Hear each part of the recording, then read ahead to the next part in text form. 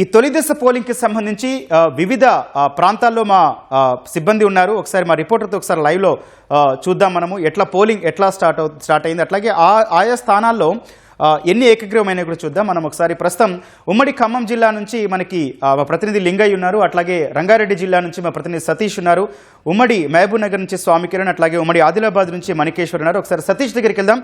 సతీష్, ఉమ్మడి రంగారెడ్డి జిల్లా వ్యాప్తంగా పోలింగ్ ఎట్లా ప్రారంభమైంది, ఎన్ని ఏకగ్రీవమయ్యాయి, ప్రస్తుతం తాజా వివరాలు ఏంటి?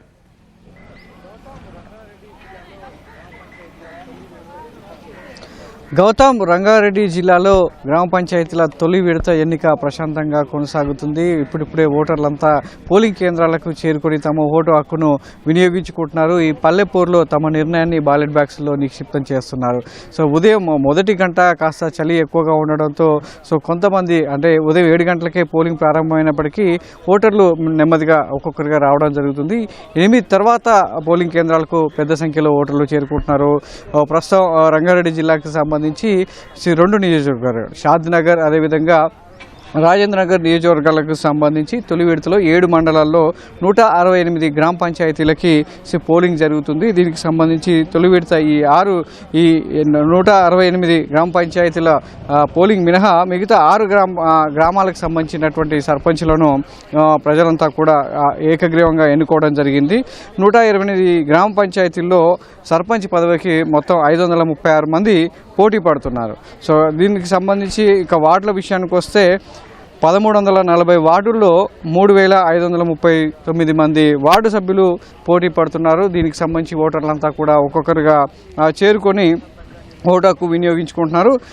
దీనికి సంబంధించి కూడా ఈ ఎన్నికను ప్రశాంతంగా నిర్వహించేందుకు రాష్ట్ర ఎన్నికల సంఘం కావచ్చు, పోలీస్ యంత్రాంగం అంతా కూడా సిద్ధమైంది. దాదాపు 4000 మందికి పైగా సిబ్బంది ఈ జిల్లాలకు సంబంధించి బందోబస్తులో విధుల్లో ఉన్నారు.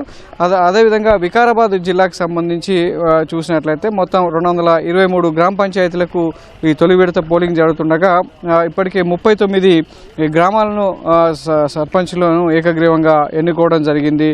ఇలా ఇటు రంగారెడ్డి, వికారాబాద్ జిల్లాలకు సంబంధించి తొలి విడత ప్రస్తుతం అయితే ప్రశాంతంగా కొనసాగుతుంది. ప్రస్తుతం మనం ఉన్నటువంటి శంషాబాద్లో ఉన్నటువంటి పోలింగ్ కేంద్రం వద్ద ఉన్నాం. పాలమాకుల గ్రామంలో ఏర్పాటు చేసినటువంటి పోలింగ్ కేంద్రం వద్ద వృద్ధులు, అదేవిధంగా యువత అంతా కూడా చేరుకొని తమ ఓటు హక్కు వినియోగించుకుంటున్నారు. అయితే వృద్ధులు ఓటు వేసేందుకు కాస్త ఇబ్బంది పడుతున్నారని చెప్పొచ్చు. ఈ పాలమాకుల పోలింగ్ కేంద్రం వద్ద ఎలాంటి వీల్ చైర్లు లేకపోవడంతో ఆయా కుటుంబ సభ్యులు వ్యక్తిగత వాహనాల్లోనూ ఆటోల్లోనూ తీసుకొచ్చి వృద్ధులను పోలింగ్ కేంద్రం వద్ద తీసుకొచ్చినప్పటికీ వాళ్ళకు ఓటు వేసేందుకు ఇబ్బందికరమైన పరిస్థితి నెలకొంది. ఇక్కడ వీల్ చైర్లు ఏర్పాటు చేయకపోవడంతో పోలీస్ సిబ్బంది సహాయంతో ఆ వృద్ధులంతా కూడా ఓటు వేసేందుకు వెళ్తున్నారు. అదేవిధంగా కొంతమంది కుటుంబ సభ్యులు కూడా సహాయం చేస్తూ వాళ్ళతో ఓటేసేటువంటి ప్రయత్నం చేస్తున్నారు.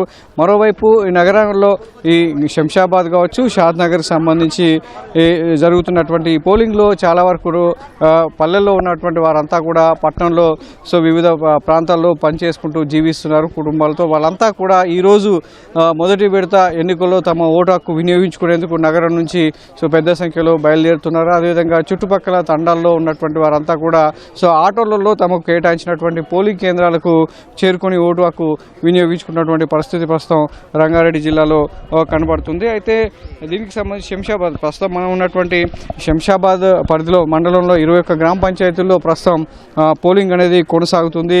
దీని దగ్గర ఎలాంటి అవాంఛనీయ సంఘటనలు కావచ్చు ఇబ్బంది లేకుండా ఉండేందుకు పటిష్టమైనటువంటి పోలీస్ బందోబస్తు నిర్వహిస్తున్నారు.